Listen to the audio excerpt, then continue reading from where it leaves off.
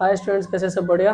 देखो हमने last video में जो पढ़ा था घात यानी कि पावर और एक्सपोनेंट, तो बेस और पावर के बारे में पढ़ा था। अभी इसमें हम पढ़ने वाले हैं कि कितने नंबर्स की आपकी घात होनी चाहिए, जिसको अपन ऑड और इवन के रूप में समझेंगे। ठीक है, तो सबसे पहले हम ये जानेंगे ऑड क्या होता है, इवन क्या होता है। ऑड को हिंदी में कहते हैं हम विषम। ठीक है, और विषम संख्या, तो विषम संख्या वो होती है जिनमें दो का कभी भाग नहीं जाता, मतलब वो अनपेयर्ड होते हैं, जिनका पेयर नहीं बन पाता, जोड़ा नहीं बन पाता। ठीक है, उसके डिवाइड करेंगे तो फिर होता है इवन। इवन को कहेंगे हम सम। सम से मतलब होता है वे संख्या जिनमें दो दो का हम भाग दे सके, मतलब दो दो से इनके पेयर बना सकते हैं, जोड़ा बना सकते हैं। ठीक है, इसके एग्जांपल्स हम लिख सकते हैं यहाँ पे 1 3 5 7 9 11, जस्ट लाइक। एंड सम संख्या इवन नंबर्स, राइट। ऑड को नंबर भी बोल सकते हो आप, odd number and even numbers. तो सम संख्या लाइक जिनका पेयर बन सकता है, जो दो से मल्टीपल हो। ठीक है, जैसे कि 2 4 6 8 10, लाइक दैट। ओके, दोनों चीज समझ में आई।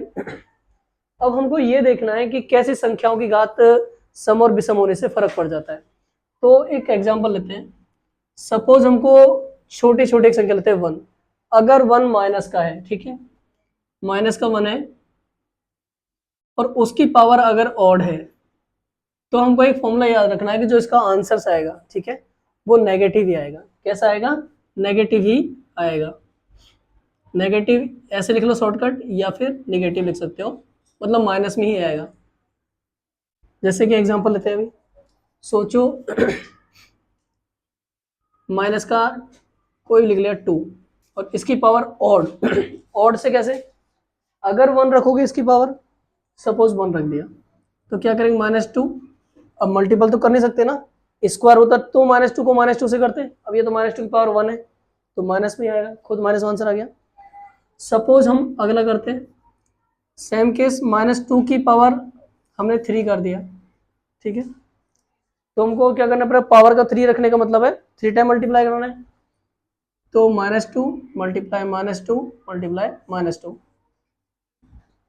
हम मल्टीप्लाई करते हैं ऑल टाइम इनका पेयर बना के।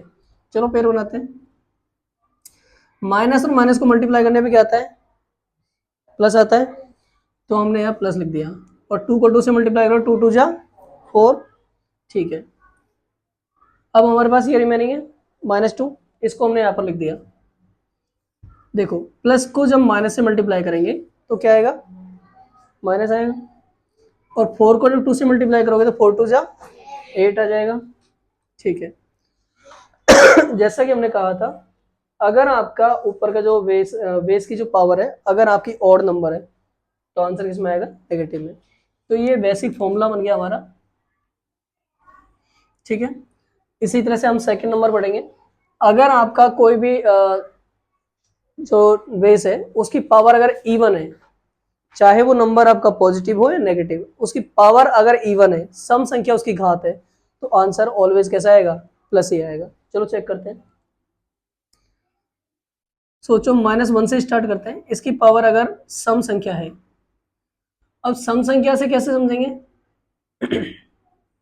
यहाँ पे एग्जांपल लेते हैं।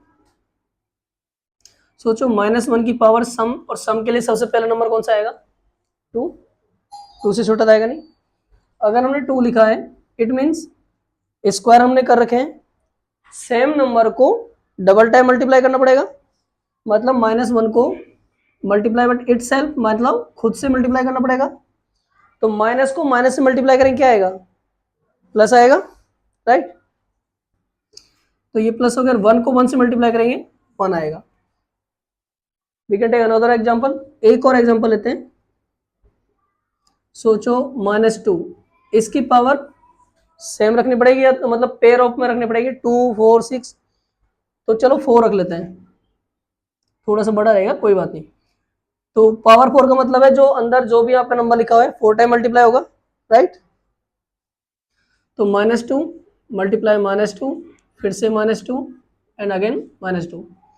मल्टीप्लाई कैसे करते हैं? पेयर बना के करते हैं। तो हम इनको पेयर में लेते हैं। माइनस मल्टीप्लाई माइनस क्या हो जाएगा, प्लस, ठीक है। और 2 2 जा 4, न अगेन यहाँ पे करते हैं, माइनस मल्टीप्लाई माइनस प्लस हो जाएगा निखिल, और 2 को 2 से मल्टीप्लाई करें, 2 2 जा 4 हो गया, ये हमने लिख दिया। अब देखो प्लस को प्लस से मल्टीप्लाई करें क्या आएगा, सेम साइन ऑलवेज प्लस, तो प्लस से प्लस को मल्टीप्लाई करेंगे प्लस ही आएगा, ठीक है। और 4 को 4 से मल्टीप्लाई करेंगे, 4 4 जा 16। तो जो हमने बताया था कि अगर आपका कोई भी नंबर है उसको हम सम उसका पावर रखोगे, उसकी घात अगर सम संख्या रहेगी तो आंसर क्या आएगा, ऑल टाइम पॉजिटिव। देखिए धनात्मक संख्या हिंदी में लिखेंगे तो धनात्मक संख्या, और यहां पर हम कह सकते हैं ऋणात्मक संख्या।